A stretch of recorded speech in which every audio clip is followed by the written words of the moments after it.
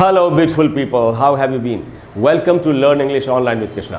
Learn English Online with Krishna में आपका स्वागत है दोस्तों। अच्छा दोस्तों, अभी कुछ दिनों पहले एक मुकदमा खत्म हुआ, एक केस खत्म हुआ। 3-4 महीने से चल रहा था, पूरी दुनिया में बड़ा फेमस हुआ ये मुकदमा, पूरी दुनिया की निगाहें इस पर टिकी हुई थी। आप समझ गए होंगे मैं किस केस की बात कर रहा हूँ। ये केस था दोस्तों हॉलीवुड के superstar Johnny Depp, captain Jack Sparrow, Johnny Depp और उनकी भूतपूर्व पत्नी एम्बर हर्ड के बारे में। बड़ा इंटरेस्टिंग ये केस रहा। इसका लाइव टेलीकास्ट हुआ। Live telecast actually Johnny Depp की डिमांड पर किया गया था, जिससे कि पूरी दुनिया को असलियत का पता चल सके। बड़े मीम्स बनाए लोगों ने, और ख़ास करके एम्बर हर्ड का वो फेमस एक जो लाइन था, my dog stepped on a bee, इस पर कितने मीम्स बने। तो दोस्तों, इस मुकदमे में जो वोकैबुलरी का इस्तेमाल हुआ, कई सारे फ्रेजेस वर्ड्स का इस्तेमाल हुआ, इनको अगर सीखा जाए तो इन वर्ड्स को या फ्रेजेस को यूज़ करके हम भी इनको यूज़ कर सकते हैं और अच्छी इंग्लिश बोल सकते हैं।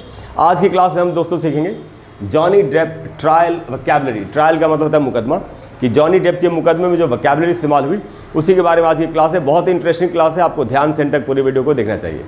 पहला जो वर्ड है दोस्तों वो है डेफमेशन। डेफमेशन के ही कारण ये मुकदमा हुआ था। डेफमेशन का मीनिंग होता है the act of defaming, the act of defaming someone. Hindi meaning है मानहानि, जब किसी को बदनाम किया जाए।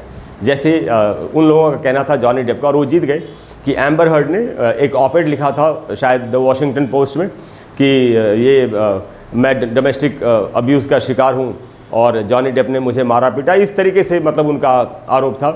तो बड़ा नुकसान हुआ जॉनी डेप को, यानी जॉनी डेप की मानहानि हुई, उनकी इज्जत पर कीचड़ उछाला गया, उनकी इज्जत कम हुई।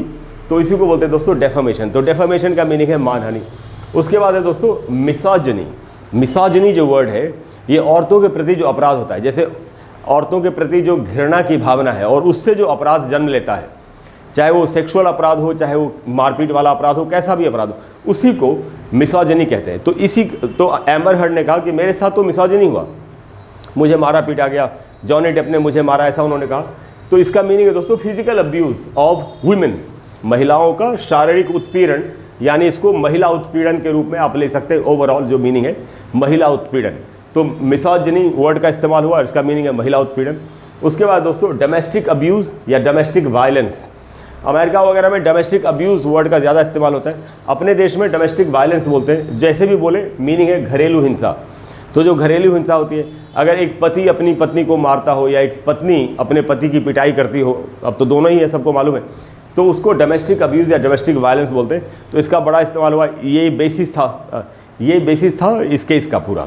उसके बाद दोस्तों सू, SUE, सू का मतलब होता है किसी के ऊपर केस कर देना, मुकदमा करना, वही लिखा है दोस्तों।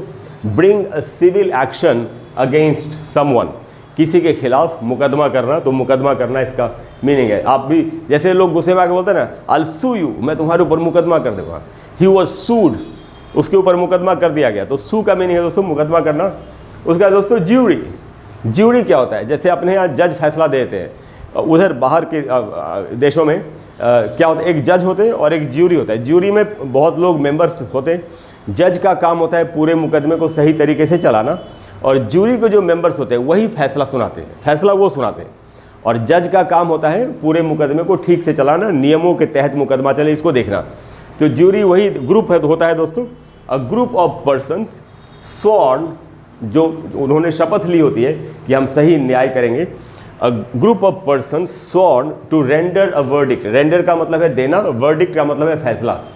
कि ऐसे लोगों का समूह जिन्होंने शपथ ली हुई हो कानून व्यवस्था का पालन करने की, कानून का पालन करने की, किसी के साथ अन्याय नहीं करने की, पक्षपात नहीं करने की, ऐसे लोगों का समूह जिन्होंने ये शपथ ली है और जो एक फैसला अपना सुनाते हैं, ऐसे लोगों को ज्यूरी बोलते हैं। तो ज्यूरी का यूनानिमस डिसीजन, यानी एक मत ये डिसीजन आया था जॉनी डेप के केस में कि जॉनी डेप निर्दोष है। तो दोस्तों ज्यूरी का ये मीनिंग। उसके बाद दोस्तों आपने सुना होगा, जैसे ही कोई कुछ बोल रहा है तो दूसरी पार्टी का वकील बोलता था objection your honour, hearsay. Hearsay का मीनिंग क्या है? हियरसे का मीनिंग होता है दोस्तों अनवेरीफाइड इन्फॉर्मेशन, यानी कहीं सुनी गई बात, सुनी सुनाई बात। हम कहते हैं ना इस बात में कोई तथ्य नहीं है, कोई सच्चाई नहीं, ये तो सुनी सुनाई बात है, आप ये बात कोर्ट में नहीं बोल सकते। तो ऐसे करके ऑब्जेक्शन करते हैं कोर्ट में। तो हियरसे का ये मीनिंग है, सुनी सुनाई बात। उसके बाद दोस्तों आपने सुना होगा लैक ऑफ फाउंडेशन। फाउंडेशन का मतलब होता है आधार। तो वकील ये बोल के ऑब्जेक्शन कर रहा था कि आप जो बात बोल रहे हैं ये इसका कोई आधार नहीं है, आधारहीन है, कोई सबूत नहीं है आपके पास, आप अपने मन से बोल रहे हैं। Lack of foundation.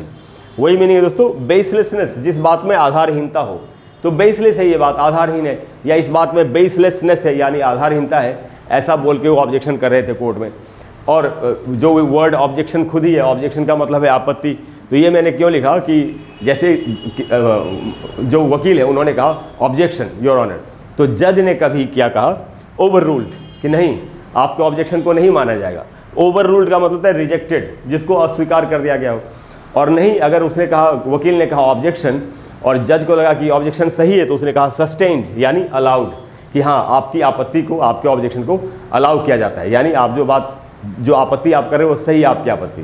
तो दोस्तों ओवर रूल्ड का मतलब था रिजेक्टेड, सस्टेन्ड का मीनिंग था अलाउड, जिस ऑब्जेक्शन को अलाउ कर दिया गया। उसके बाद दोस्तों स्क्वायर ऑफ, ये जॉनी डेप ने एक बयान में कहा था कि she squared of at me. Square of का मीनिंग क्या होता है? स्क्वायर ऑफ का मीनिंग होता है दोस्तों assume a posture of offence और डिफेंस। अस्यूम अ पोस्चर, एक मुद्रा धारण करना, ऑफ ऑफेंस और डिफेंस, आक्रमण करने के लिए या अपने आप को बचाने के लिए जो मुद्रा धारण करते, जैसे बॉक्सिंग में, मार्शल आर्ट्स में करते हैं ना, कम ऑन तो यही, इसी को बोलते हैं स्क्वायर ऑफ, एक पोस्चर बनाना कि अटैक करना है, कि अपनी सुरक्षा करनी है, तो वो स्क्वायर ऑफ का मीनिंग। उसके बाद दोस्तों आपने ये वर्ड सुना होगा victim, I am a victim. तो विक्टिम तो कॉमन वर्ड है, विक्टिम का मतलब होता है शिकार। और एक वर्ड जज ने एंड में बोला जॉनी डेप के वकील को, च्यू जो उसका नाम था, कि you are a snarky guy snarky guy बोला जज ने। स्नार्की का मतलब इरिटेबल, जो व्यंग्यात्मक तरीके से कोई बात को बोलता हो। कोई अगर हमसे व्यंग्यात्मक तरीके से कोई बात कहे तो हमको उससे तकलीफ होगी, परेशानी होगी, चिढ़ होगी। तो उन्होंने, जज ने कहा, हंसते हुए ही कहा, you are a snarky guy. Benjamin Chew, ये जॉनी डेप के वकील का नाम था।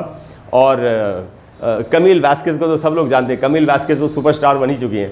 तो दोस्तों ये वोकैबुलरी थी जो जॉनी डेप के ट्रायल में इस्तेमाल हुई।